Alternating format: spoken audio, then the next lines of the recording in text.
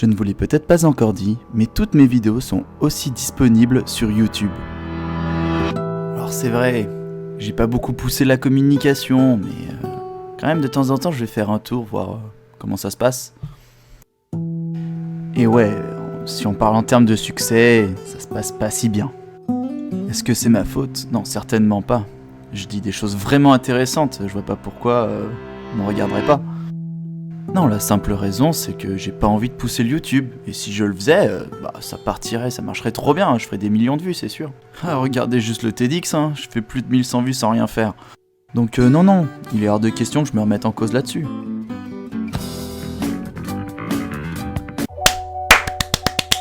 Non ! Et c'est la faute à qui ? Et c'est la faute aux ignares, bien entendu. Je veux dire, à chaque fois que je commence un sujet, à chaque fois il y a toujours un expert à côté de moi qui a toujours raison, qui a la preuve par A plus B que ça fonctionne, que c'est la solution ultime, que c'est ce dont tout le monde a besoin, c'est de la vérité, tout le monde doit l'entendre et tout le monde doit l'accepter et le comprendre. Et pourtant, on ne comprend jamais ce qu'ils disent ces gens-là. Mais jamais ! C'est incroyable, mais on a tous cette connaissance qui dit « Mais c'est logique, pourquoi ils font ça ? C'est des cons, ce sont des cons, des cons !» Mais quel connard ce type ! Oui, je veux dire, tout le monde est con. Sur cette planète, absolument, tous ceux qui font pas comme certains sont des abrutis qui ne comprennent pas que c'est pourtant logique qu'il faut faire de telle manière. Un exemple très simple et le plus marquant de tous, la musique. Tout le monde a cette musique qui regarde et qui fait « Mais c'est de la merde !» Complètement de la merde cette musique. 3 ans de solfège, moi je peux te le garantir, c'est de la merde. Ouais, peut-être, mais en tout cas c'est ce qui est écouté.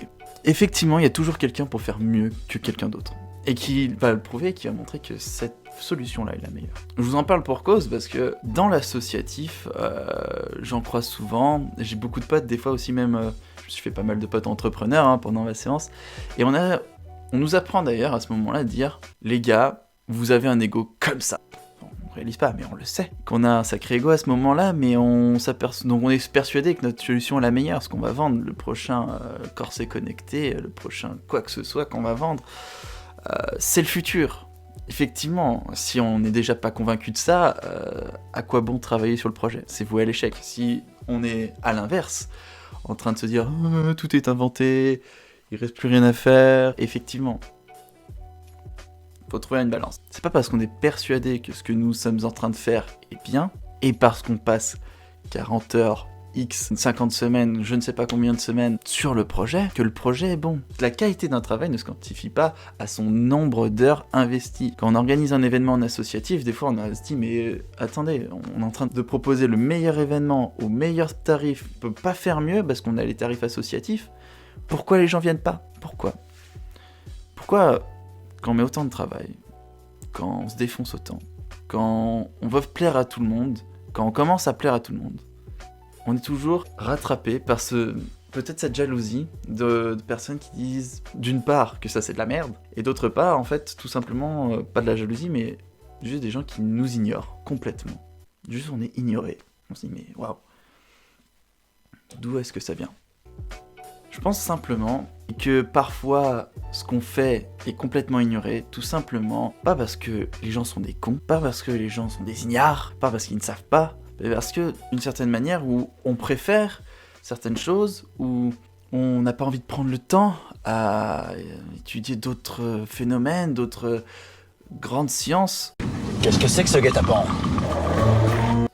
Non, on veut juste profiter des fois de la vie, on n'a pas envie de toujours avoir à se documenter, à comprendre toutes les choses et tout, on a juste envie de se laisser aller. Et si on n'apporte pas correctement les informations aux gens, y a très peu de chances qu'elles soient acquises, qu'elles soient prises en compte, même aucune. Faire apprécier son travail, c'est aussi savoir éduquer les gens, et c'est super compliqué, on n'est pas tous pédagogues, loin de là. C'est simplement les éduquer, et c'est pas les éduquer à grands coups de « c'est trivial ». Non, c'est de prendre le temps, d'aller dans le sens de la personne, de la comprendre. C'est vrai que il faut quand même prendre pas mal de recul pour comprendre ça. Mais dans la vie, je pense que c'est important de ni être celui qui détruit tout le monde, de pas être celui qui commente la vie des autres, ça c'est insupportable, et non pas non plus être celui qui est trop actif, qui zone à fond pour rien, parce que finalement, personne sera éduqué, parce que on n'a pas envie de t'écouter. Vraiment pas envie de t'écouter. Tu peux pas nous forcer à t'écouter. Non, c'est pas envisageable. Et même si tu nous forçais, on perdrait juste, un peu de temps. Et franchement, on en a 24 heures par jour du temps, et je passerai à autre chose. Peu importe ce que t'as investi, peu importe, je m'en fous. Et ça, c'est pas facile pour certains à comprendre, parce qu'il y a un ego, parce qu'il y a... C'est pas que français, c'est international, hein. Je pense que beaucoup là en ce moment se disent « Oh, c'est hyper français ». Vous êtes très français, en fin de compte. Merci. Enfin, oui, parce qu'on habite en France, on le voit comme ça et qu'on aime critiquer, mais au-delà de ça, tout le monde est fier de son travail, tout le monde est fier de ce qu'il fait, mais pas tout le monde perce, pas tout le monde a des succès. Il peut y avoir de la jalousie derrière ça, il peut y avoir de la frustration, il peut y avoir plein de choses. Mais quand bien même, c'est pas les autres qui sont des cons. C'est pas les autres qui sont des ignares. C'est à vous de remettre en cause. Pourquoi est-ce qu'on vous écoute pas ? Et c'est pas si simple. Parce que c'est remettre en cause notre mode de communication, la façon dont on partage une information. Travailler la manière qu'on s'exprime, c'est pas donné à tout le monde. Moi, je l'ai fait. C'était essentiel, ça me semblait crucial. J'en avais besoin. Ça m'a fait du bien. Ça m'a fait tellement bien. Et j'en suis heureux de ça. Mais c'est un travail énorme. C'est se ridiculiser. C'est prendre sur soi. Pas tout le monde est prêt à ça, je pense. Et heureusement, il y a des excellents communicants pour justement faire passer des informations de personnes qui font un travail fabuleux. Tout va ensemble. Savoir remettre les bonnes personnes en question sur pourquoi ça fonctionne pas, c'est compliqué. Et ça prend au moins, je pense là juste la partie facile, c'est au moins de se dire, là faut que je m'arrête. Et faut que je regarde. Qu'est-ce qui va pas ? Pas juste mesurer, pas faire des études, pas faire des chiffres, faire des... Surtout pas faire de questionnaires à propos de ça. Arrêtez d'être borné.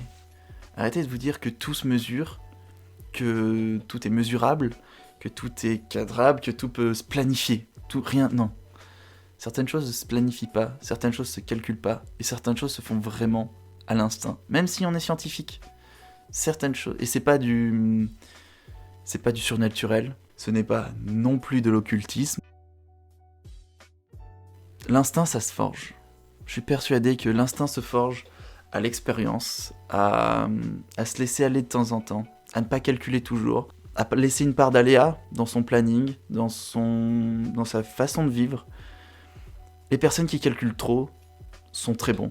Enfin, tous ceux qui cadrent parfaitement tout sont très bons, puisqu'ils limitent les imprévus, ils limitent l'erreur, ils limitent l'échec, et ça permet d'aller en croissance, pas de souci. Mais est-ce que ça permet de changer les façons de faire ? Est-ce que ça permet d'évoluer ? Est-ce que ça permet de grandir vraiment, au sens plus profond de ce terme ? Non. Parce que on peut pas innover en étant tout cadré, tout ça. Il faut une part de... Tant pis, on va essayer une expérience. On va se laisser aller là. On va se détendre, tant pis. Là, on laisse un trou et on laisse faire. Et c'est compliqué en fait, parce que si on veut le mettre au niveau... sur un plan financier, je veux dire pour monétiser, ça, tout simplement pour rendre rentable cette affaire, comment vous pouvez gagner la confiance de quelqu'un pour qu'il donne, tiens, toutes tes chances de réussir sur du bluff, enfin de l'aléa, un vide comme ça, qu'il a un trou. Forcément, tout le monde va vous questionner, mais pourquoi il y a ce trou-là ? Qu'est-ce que t'y attends ? Qu'est-ce que t'y mettrais ? Qu'est-ce que tu vas y en faire ? Et c'est là qu'il faut juste être malin et prétexter un truc, mais que dans votre tête, ça reste clair que là, il y a un trou. Même si tu mets un petit tapis de feuilles comme ça dessus, et que le moment où il y a une biche qui passe, paf, tu la captures, et en fait, c'est un magnifique animal. Et derrière, je sais pas du tout ce que je vais faire, et c'est là que la magie opère. Et que la prochaine fois, par contre, j'aurai appris de cette expérience-là, et je vais me dire, au feeling, ça va passer. Enfin, là, je sais, j'ai déjà expérimenté 3, 10, 100 fois. Parce que au début, je savais pas trop où est-ce que j'allais, mais maintenant, j'ai bien cerné le truc. Faut se détendre. Allez.